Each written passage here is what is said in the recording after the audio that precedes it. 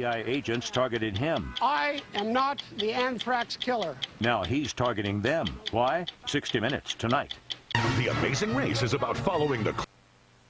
It's Sunday morning on CBS, and here again is Charles Osgood.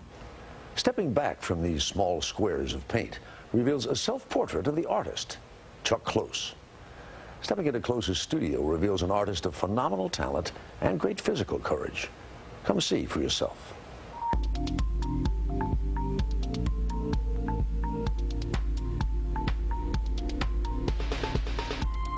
A circle here, a heart shape there. Could there be hidden meaning in these images? The building blocks of my paintings are not symbolic. They don't stand for anything. Every day, Chuck Close paints little squares. And it's a little bit like an architect picking a brick. You stack up the bricks one way, you get a cathedral. You stack up the bricks another way, and you get a gas station. But take a step back, and it becomes clear this is no gas station. Over 4 decades, Chuck Close has been reinventing the art of the portrait, even though for almost 2 of those decades he has done it confined to a wheelchair. More on that shortly. So here's where all the decisions are made. I mean, literally at this distance, I never go back. I know from years and years of experience what 4 or 5 or 6 of these colors will do from a distance.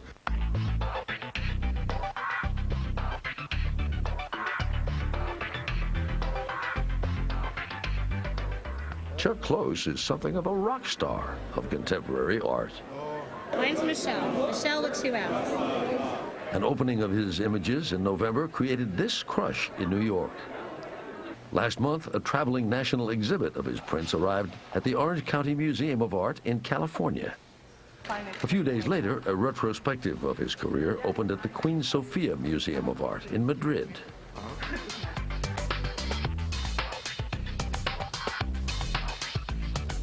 He starts every painting the same way, with a photograph. Do you number these Yeah. so that you know which square and how If it you look corresponds? at the photograph, every square here will become 4 squares in the painting. There is no drawing on the canvas other than the grid. I never draw a nose, I never draw a lip or anything like that. We first visited Chuck Close in 1981. He was working out on an exercise bicycle in his New York studio. Our visit was during his photorealism period. Close's paintings were so real, some viewers thought they were looking at photographs. And they were big, really big. The first painting Close sold was a 9-foot picture of himself, blemishes and all. There's all kinds of evidence embedded in the person's face as to what kind of life they've led. It's a sort of roadmap of their life.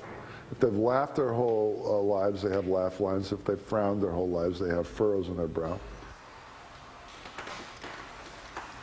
But when Sunday Morning visited Chuck Close again in 1991, the roadmap of his life had taken an unexpected turn. He could barely walk. 3 years earlier, at age 49, a blood clot had formed in an artery leading to his spine.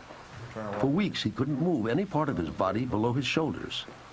He feared he would never paint again. I was scared to death. Yeah, scared to death. I think I always thought I was going to make it. I was scared of living trapped in a body that didn't work. His wife convinced doctors that encouraging him to paint again would help her husband recover, physically and mentally. We began to work with my occupational therapist in the hospital and try and get the orthotic devices, something that I could use to hold a brush. And they built me a wheelchair accessible easel, and I used occupational therapy for what I thought it was supposed to be, a way to get back to your occupation. And I started to paint while I was still in the hospital. Today, you can find Chuck Close painting in his Bridgehampton, Long Island studio, or at his second studio in New York City. His ability to walk has all but vanished. A brace supports his arm. His brushes are held by a strap on his hand. And he now paints with his entire arm, not just his wrist and fingers. And there are other adjustments. And then it goes up and down so that I'm always at you know, the right height. Has your work suffered, or is in some ways has it ripened and gotten better? What's changed is perhaps a slightly brighter palette, a more celebratory nature to the work, because I was just so happy to be able to get back to work and to find a way to work again.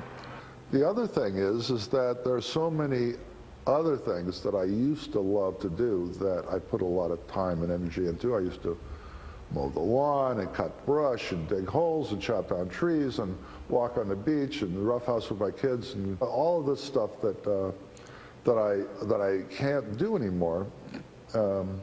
Thankfully, if I'm only going to be able to still do something that I used to do, I'm pretty lucky that it turned out to be painting. His family is the center of his life, and he likes to paint them. His wife, Leslie. His daughters, Georgia and Maggie. He also paints his friends, including many other artists. Close says his paintings have evolved, moving away from superrealism to focus more on abstract elements in the face. Occasionally does somebody look at what you've done and say,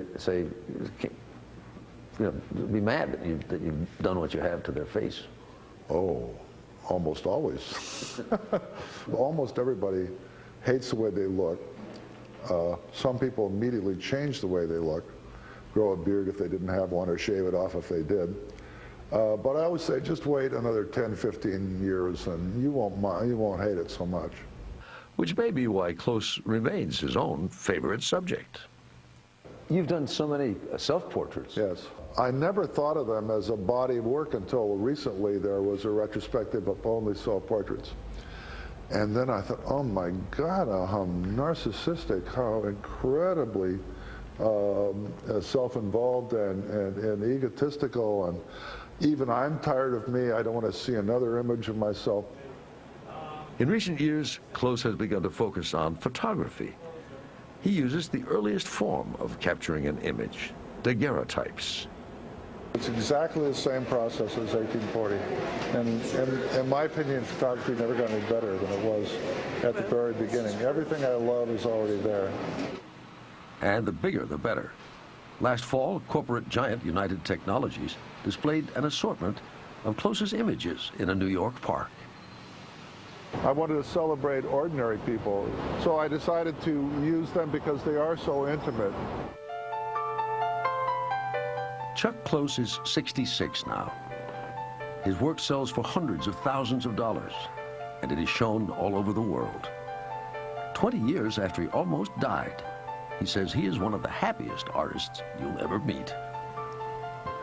There is no artist alive working today who gets more pleasure day in and day out, year in and year out, than I do, period. None. I know there is no man or woman who gets more pleasure than I do.